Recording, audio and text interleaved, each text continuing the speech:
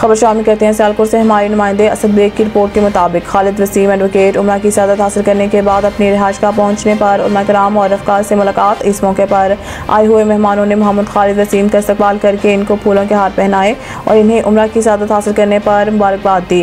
कारी मोहम्मद नसरुल्लाह खान ने खुसूसी पैगाम में कहा कि अल्लाह ताला की रज़ा से ही इसके घर का दीदार मुमकिन हो सकता है। अल्लाह ताला ने मोहम्मद खालिद वसीम पर ख़ास मेहरबानी की है और इन्हें एक बार फिर उम्रा की सआदत नसीब हुई है। अल्लाह ताला वसीम फैमिली को हमेशा अपनी बरक़ात और फ़ज़ाइल से मालामाल रखे। बादशाह मॉडल टाउन सोसाइटी पस्तूर रोड फेज़ 2 के मेंबरान और अहदेदारान ने मोहम्मद खालिद वसीम एडवोकेट की रिहाइशगाह पर इनसे मुलाकात की और इन्हें उम्रा की सआदत हासिल करने पर मुबारकबाद पेश की।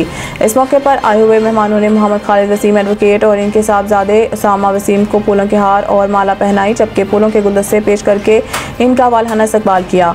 इस मौके पर मेंबरान ने अपनी नेक ख्वाहिशात का इज़हार करते हुए कहा कि अल्लाह ताला मोहम्मद खालिद वसीम और इनकी फैमिली को दिन दुगनी और रात चुगनी तरक्की अता करे ताकि वो लोगों की खिदमत में इसी जज्बे के साथ पेश रहें। मोहम्मद खालिद वसीम एडवोकेट ने आए हुए तमाम मेहमानों का शुक्रिया अदा करते हुए कहा कि प्यार, मोहब्बत और भाईचारे के फ़रोग़ के लिए छोटी छोटी खुशियों के बढ़ावती के लिए इंसान को हमेशा अपना भरपूर किरदार अदा करना चाहिए। तमाम रफ़का और मेंबरान के मशकूर हैं जिन्होंने अपने दिल से हमें तोहफ़े पेश करके अपनी मोहब्बत का इज़हार किया है।